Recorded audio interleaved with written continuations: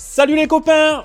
Aujourd'hui, on se retrouve pour un troisième épisode sur Cardonaut. Et oui, et comme vous pouvez le voir, Luc est de retour. Yeah! Donc pour cette vidéo, on va vous parler un petit peu des petits retours sur notre bêta test. On va parler un peu technique, vous expliquer sur quoi on travaille en ce moment.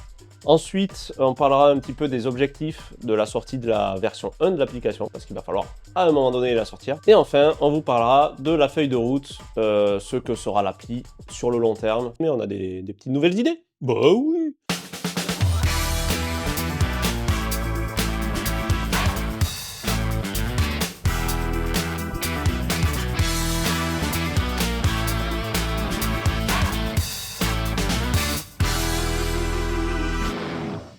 Bon, en tout cas, on vous remercie encore tous les bêta-testeurs qui sont mis à télécharger l'application, qui ont rejoint notre Discord. Donc, vous aussi, si vous voulez bêta-tester l'application, n'hésitez pas à rejoindre notre Discord. Il y a le lien dans la description. Il y a eu des retours à la fois positifs, un peu moins positifs. Enfin, c'est l'objectif forcément d'une bêta-test, on s'attendait. Mais en moins, ça nous a permis d'avoir vraiment beaucoup de données. Parmi les retours les plus, on va dire, gênants qu'on a pu avoir, c'était concernant le scanner. Il y a des cartes qui ont du mal à scanner. Donc, il faut savoir qu'on a le scanner automatique qui permet de scanner les cartes, de les reconnaître automatiquement. Alors, c'est du machine learning, ça fait de l'apprentissage d'images. Donc on nourrit ce modèle-là à force de scanner des cartes manuellement. C'est-à-dire que les images des scans sont envoyées au modèle, le modèle se nourrit de ça, et au fur et à mesure, ça permet de les reconnaître complètement automatiquement. Et donc, lorsque ça ne reconnaît pas de manière automatique, on utilise le scan manuel. Donc, il y a un bouton, on peut prendre en photo la carte, ça envoie ces données-là côté serveur, et côté serveur, nous, on fait un travail d'envoi de cette donnée-là à un LLM. Donc, un LLM, c'est par exemple ChatGPT, OpenAI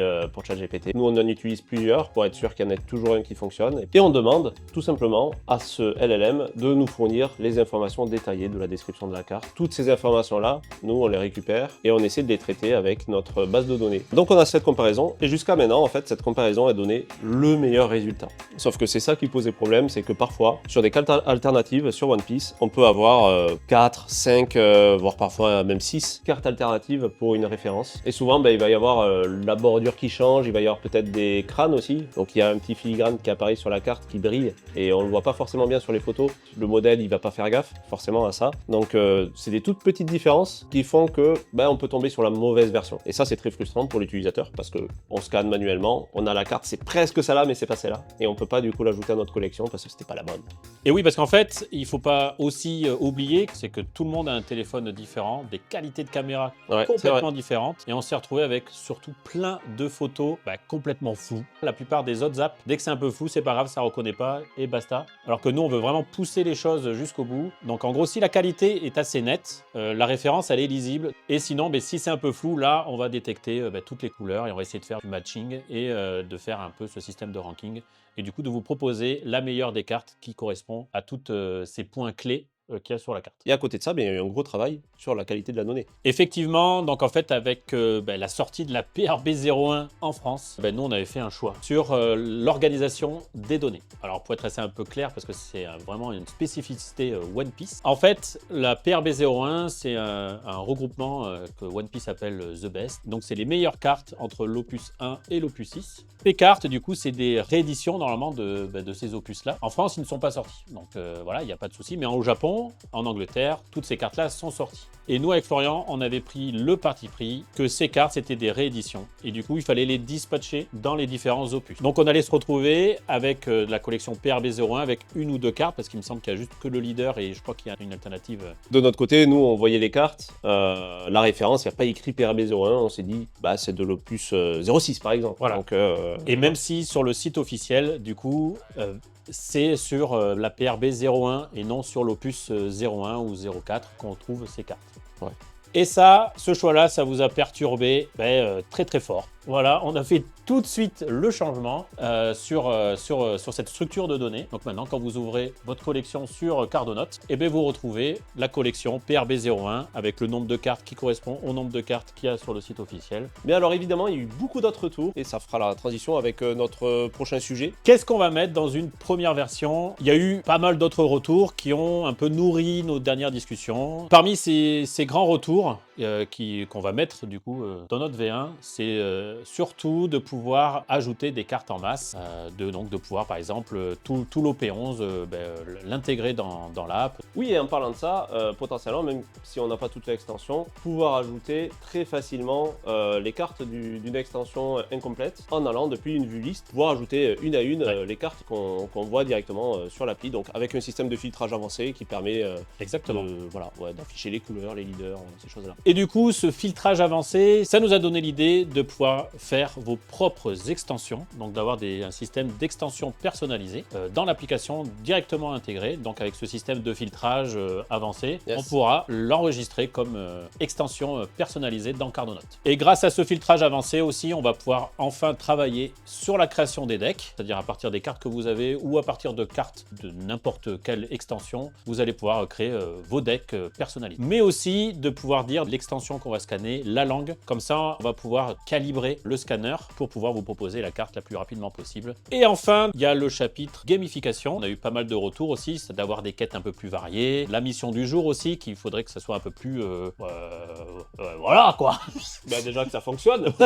Après, il y a d'autres idées, effectivement, qu'il n'y ait pas qu'un seul type de mission du jour. Oui, parce qu'à l'heure actuelle, la mission du jour, en gros, l'objectif de la mission du jour actuellement, c'est de nourrir le modèle du machine learning. On va chercher une carte parmi toutes celles que vous avez, et parmi toutes celles que vous avez, on va chercher la carte la moins scannée. On s'est concerté un peu avec l'équipe, etc. On a eu pas mal d'idées, donc c'est vraiment un sujet qui nous tient à cœur parce que c'est vraiment trop cool d'essayer de bosser sur ce genre de sujet. On n'est pas expert évidemment, mais on fera aussi intervenir au fur et à mesure la commu sur Discord. On est friand de vos petites idées et suggestions.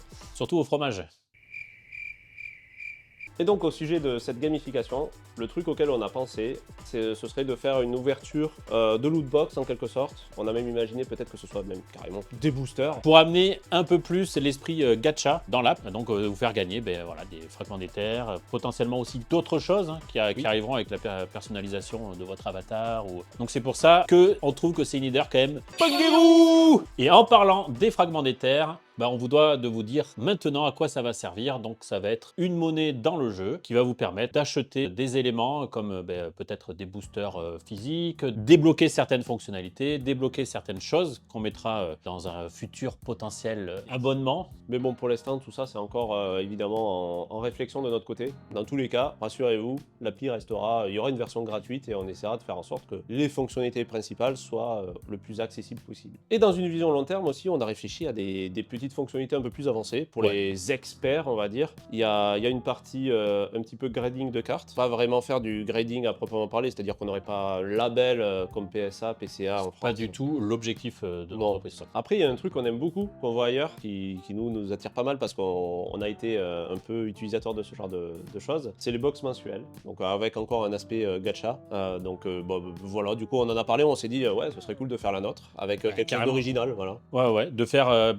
une box mensuelle avec des boosters dedans, des displays, des trucs un peu aussi qui sortent de la collection des TCG, donc les magazines comme on vous a présenté aussi dans notre live. Ouais, le magazine One Piece. Ouais. Voilà, le magazine One Piece, donc voilà. Et enfin, il y a aussi toute la partie achat de cartes via l'app. Donc nous, on aimerait bien intégrer des professionnels qui pourraient vendre des cartes et du coup avoir un système click and collect dans l'application pour aller directement acheter une carte qu'on n'a pas dans notre collection ou qui nous manque pour faire notre deck ultime par exemple. Il y aurait peut-être aussi des idées de faire des précommandes de display parce que c'est des trucs qu'on voit qui sont souvent demandés parce qu'il y a des ruptures de partout, il y a des scalpers. Donc pouvoir avoir un système de précommande et se servir de l'app pas comme garantie mais comme en tout cas petit niveau d'assurance pour le vendeur pour savoir que c'est des gens sérieux qui sont sur l'app, il y a une communauté, ils ont peut-être déjà un abonnement ou quelque chose, ils sont engagés déjà dans quelque chose en tout cas, donc c'est rassurant pour le vendeur. Et après il y a peut-être aussi tout un système, on réfléchit à ça aussi même si ça reste aujourd'hui vraiment sous la forme de notre réflexion